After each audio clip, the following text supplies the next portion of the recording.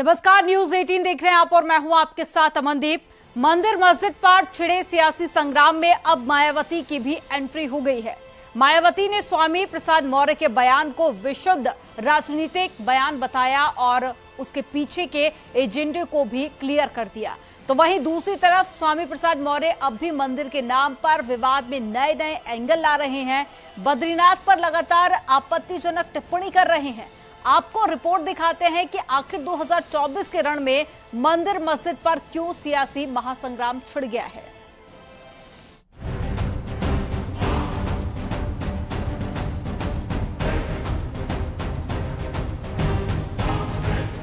उत्तर प्रदेश के सियासी गलियारों में मंदिर मस्जिद का विवाद तूल पकड़ चुका है और इस बार आमने सामने है समाजवादी पार्टी और बीएसपी।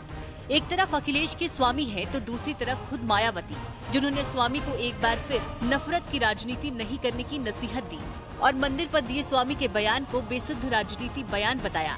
मायावती ने कहा, समाजवादी पार्टी के नेता स्वामी प्रसाद मौर्य का ताज़ा बयान है कि बद्रीनाथ सहित अनेकों मंदिर बौद्ध मठों को तोड़कर बनाए गए और आधुनिक सर्वे अकेले ज्ञानवापी मस्जिद का क्यों, बल्कि अन्य प्रमुख मंदिरों का भी होना चाहिए। ये पूरी तरह से नए विवादों को जन्म देने वाला विशुद्ध राजनीतिक बयान है। इस बीच स्वामी मौर्य अब भी अपने विवादित बयान पर अडिग है और बार बार प्रेस कॉन्फ्रेंस कर उसी बयान को दोहरा रहे हैं, मानो उनकी सियासी स्क्रिप्ट किसी और ने लिखी और वो सिर्फ रट्टा मार रहे हैं। जो हर मस्जिद में मंदिर खोजने की कोशिश कर रहे हैं, अगर आप हर मस्जिद में मंदिर खोजेंगे तो स्वाभाविक रूप से हर मंदिर में बौद्ध मठ खोजने वाले भी आपको चुनौती देने के लिए आ जाएंगे।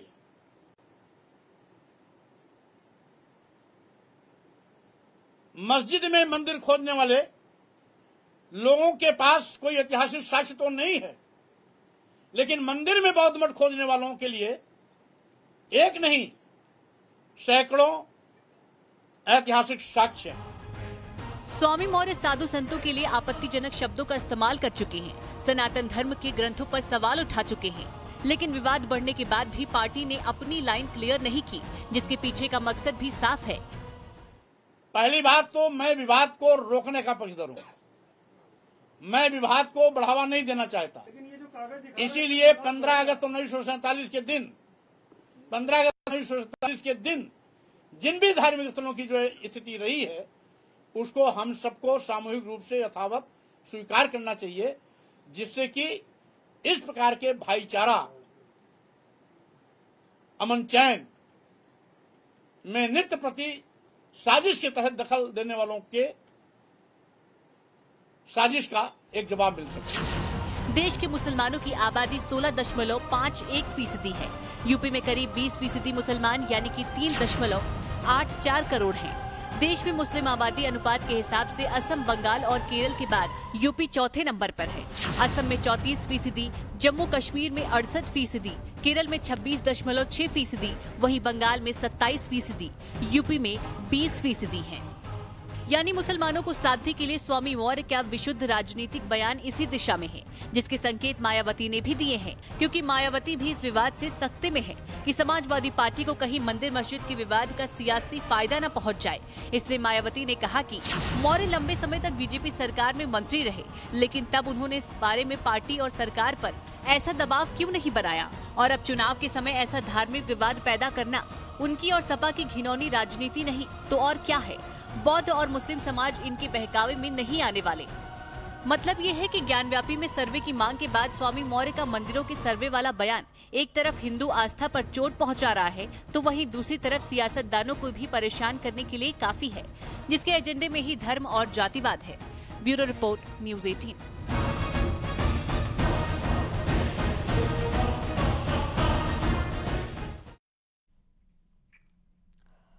2024 के महासंग्राम में अब बीजेपी के साथ ही विरोधियों की नजर भी बूथ मजबूत अभियान पर टिक गई है।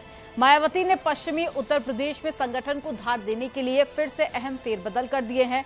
इसके अलावा समाजवादी पार्टी भी माइक्रो प्लान के तहत में अभियान को धार दे रही है, यानी कि जिस रूट पर बीजेपी आगे आगे चल रही है उसी रूट पर अब तमाम विरोधी बीजेपी को घेरने की रणनीति तैयार कर रहे हैं। आपको एक रिपोर्ट दिखाते हैं।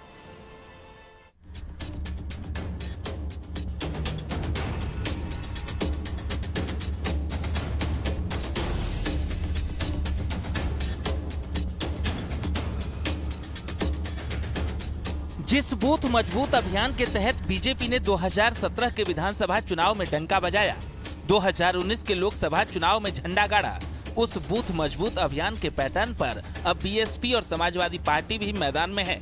यानी 24 के रण में दम दिखाने के लिए बूथ को मजबूत करने पर तमाम पार्टियां जोर दे रही है। यहां तक कि मायावती ने भी मंडलीय व्यवस्था खत्म कर दी है।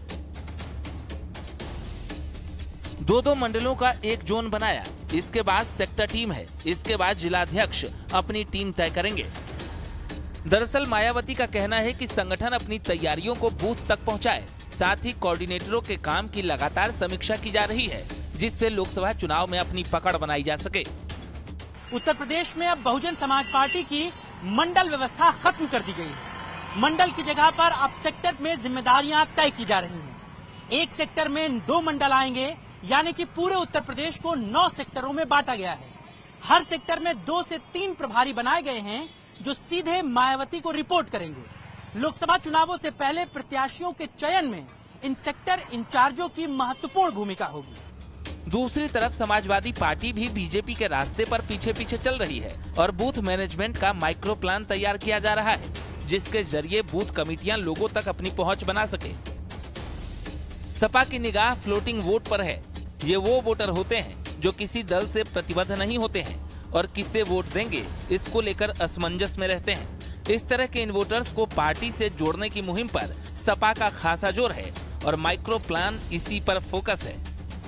लेकिन क्लीन स्वीप के लक्ष्य को साधने के लिए बीजेपी इस अभियान में विपक्षी दलों से काफी आगे है, क्योंकि सभी 80 लोकसभा सीटों पर अभियान चल रहा है। 403 विधानसभा क्षेत्र में चुनावी कार्यक्रम हो रहे हैं। 1918 मंडल में जनता से सीधा संवाद किया जा रहा है। 27,634 शक्ति केंद्र पर जनसंपर्क अभियान किया जा रहा है और 1,74,000 बूथों पर कार्यक्रम पहले से तय है। मतलब साफ है, बीजेपी के प्लान के तहत अभियान को धार दे रही है। उसी प्लान पर विपक्ष की भी नजर है, क्योंकि समाजवादी पार्टी में भी कार्यकर्ताओं को जमीन पर उतारने के लिए मंथन हो रहा है और एक बूथ 20 यूथ का मंत्र दिया जा रहा है। तो दूसरी तरफ समाजवादी पार्टी के बाद कांग्रेस और बीएसपी भी बीजेपी की राह पर ही अपनी रणनीति तैयार कर रही है और लोकसभा चुनाव में अपने बूथ को मजबूत करने पर फोकस कर रही है। बीजेपी का मेरा बूथ सबसे मजबूत अभियान चल रहा है, तो कांग्रेस यूथ जोड़ो बूथ जोड़ो कार्यक्रम पर फोकस कर रही है। एसपी का एक बूथ 20 यूथ प्लान भी तैयार है। बीएसपी का हर बूथ 10 यूथ अभियान को धार दे रही है। यानी जिस पैटर्न पर बीजेपी आगे आगे बढ़ रही है, विपक्षी दलों ने भी कुछ उसी तरह की रणनीति तैयार कर ली है। जिसका फायदा होगा या नुकसान, ये वक्त ही तय करेगा। Bureau report, news 18।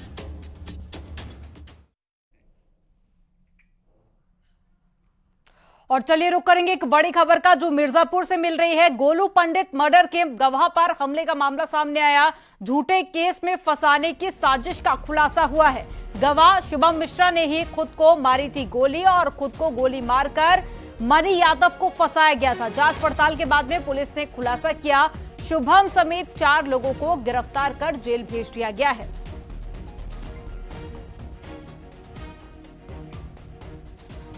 जिसमें विकास तिवारी, विपिन पांडे द्वारा मिलकर जो शुभम मिश्रा है उस पर गोली की इंजरी बनवाई गई थी, शोल्डर पे जो इंजरी हुई थी, और उसके बाद में अस्पताल में खुद जाके एडमिट होके ये मुकदमा पंजीकृत कराया गया था।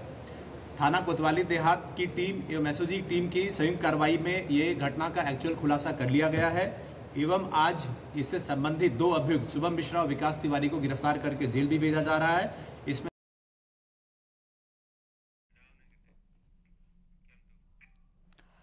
ग्रेटर नोएडा में नशे के खिलाफ बड़ी कार्रवाई की गई है। दादरी पुलिस ने भारी मात्रा में अवैध गांजे की खेप पकड़ी है और करीब 370 किलो अवैध गांजा कैंटर में छुपाकर लाया जा रहा था और उड़ीसा से दिल्ली एनसीआर में लाकर सप्लाई करते थे। अवैध गांजे की कीमत करीब 40 से 45 लाख रुपए बताई जा रही है। एंटी नार्कोटिक सेल और साथ ही दादरी पुलिस की संयुक्त कार्रवाई में कामयाबी हाथ लगी है। पुलिस ने 2 शातिर गांजा तस्करों को भी गिरफ्तार कर लिया है। तो एक बड़ी सफलता इसे कह सकते हैं। 370 किलोग्राम यहां पर गांजा बरामद किया गया और लाखों में इसकी कीमत बताई जा रही है। तस्वीरें आपको दिखा रहे हैं, देखिए किस तरह से ये कैंटर में भरकर छुपाकर इसे ले जाया जा रहा था, लेकिन समय रहते पुलिस ने छापा मारा और साथ ही 2 तस्करों को भी गिरफ्तार कर लिया।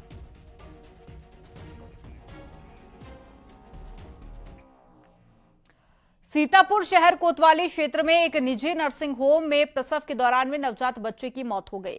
इतना ही नहीं, ऑपरेशन के बाद में मां की भी हालत गंभीर हो गई। डॉक्टरों ने आनन फानन में मां को लखनऊ रेफर कर दिया। इलाज के अभाव में मां की भी मौत हो गई। जच्चा बच्चा की मौत के बाद में परिजनों ने नर्सिंग होम पर पहुंचकर जमकर हंगामा किया और नर्सिंग होम के डॉक्टरों पर भी गंभीर आरोप लगाए। फिलहाल परिजनों की तहरीर पर पुलिस जांच पड़ताल कर रही है। कहने लगे तुम्हारा बच्चा मर गया है, तो हमने हमारा मरीज, तो कहने लगा तुम्हारा मरीज सुरक्षित है। और जब से ऑपरेशन के बाहर निकाली तब से हमारी बहन का पेट फूलते ही रहा, पतने को नस काट दी। फिर 2 दिन फिर कल 7 बजे को जवाब दिया, कहने लगे अब जहाँ ले जाना चाहते हो तहाँ ले जाओ।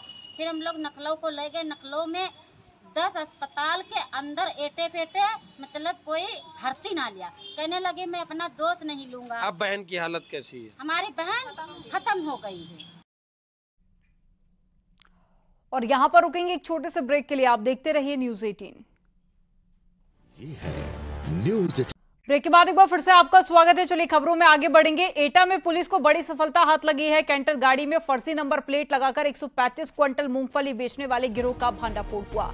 पुलिस ने घटना में शामिल 4 आरोपियों को गिरफ्तार कर लिया है। घटना में इस्तेमाल कैंटर और साथ ही 178 कट्टे साबुत मूंगफली और साथ ही 47 कट्टे मूंगफली दाना बरामद किया गया। पकड़े गए माल की कुल कीमत करीब 35 लाख रुपए बताई जा रही है। जिन्होंने यहाँ से माल भेजा था उन्होंने फिर पुलिस को इन्फॉर्मेशन दिया। 21 तारीख को इसमें अभियोग पंजीकृत किया गया और जब इसमें खोजबीन की गई तो पता चला कि अरुण नाम का व्यक्ति जिसका आइसर कैंटर था, उस गाड़ी पे उन्होंने नंबर भी चेंज किया था और अपने मित्र के यहाँ जाकर के उसको सेल किया सारा माल। और ये सारा माल रिकवर हुआ है। ड्राइवर गिरफ्तार हुआ है, ट्रक मालिक गिरफ्तार हुए हैं। जहाँ पे गाड़ी नंबर चेंज किया गया राजीव के यहाँ वो भी गिरफ्तार हुए। जहाँ माल बेचा गया वहाँ भी गिरफ्तारी हुई है। एक इस अभियुक्त जो माल बेचा गया था वो फरार है, उसको भी हम शीघ्र गिरफ्तार करेंगे। मथुरा कानपुर में महापौर प्रमिला पांडे ने एक बुजुर्ग महिला का घर कब्जाधारियों से मुक्त कराया। बुजुर्ग महिला के घर पर एक मुस्लिम ने कब्जा कर लिया था। मामला कर्नलगंज थाना क्षेत्र का है। बुजुर्ग महिला की परेशानी को देखकर इलाके के लोगों ने शहर की महापौर से मदद की गुहार लगाई। महापौर प्रमिला पांडे खुद मौके पर पहुंची और इस दौरान हंगामा भी हुआ।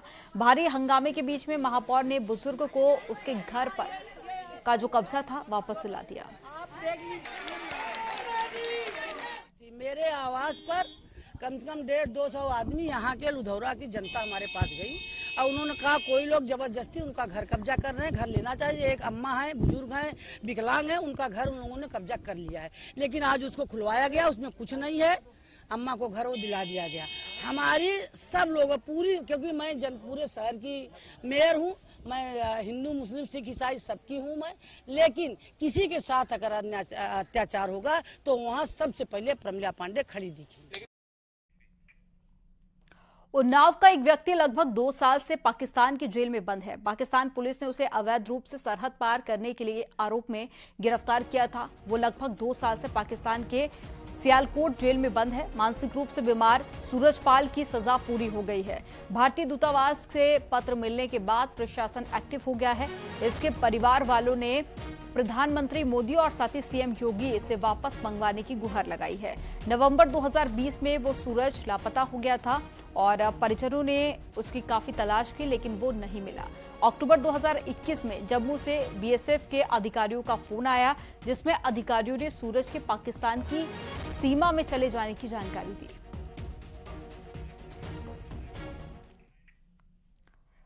मुजफ्फरनगर पुलिस ने एक ऐसे अंतर्राज्यीय वाहन चोर गिरोह के 3 सदस्यों को गिरफ्तार किया है जो अपनी मौज मस्ती के शौक को पूरा करने के लिए वाहन चोरी की घटनाओं को अंजाम देते थे।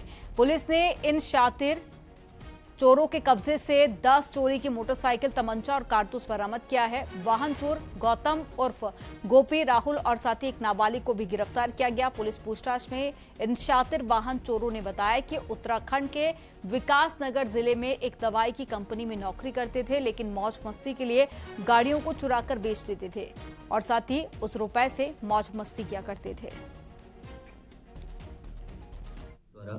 वाहन चोरी की घटना का सफल अनावरण करते हुए एक अंतर्राज्यीय वाहन चोर गिरोह के 3 लोगों को पकड़ा है। पकड़े गए अभियुक्तों में एक बाल अपचारी है तथा 2 तितावी के रहने वाले हैं। ये दोनों, जिनके नाम गौतम उर्फ गोपी पुत्र अशोक और राहुल पुत्र रणवीर, दोनों ही तितावी के रहने वाले। इन दोनों के ऊपर ही 7 से अधिक मुकदमे पंजीकृत हैं। ये पहले भी चोरी के मामलों में जेल जा चुके हैं। अमरोहा में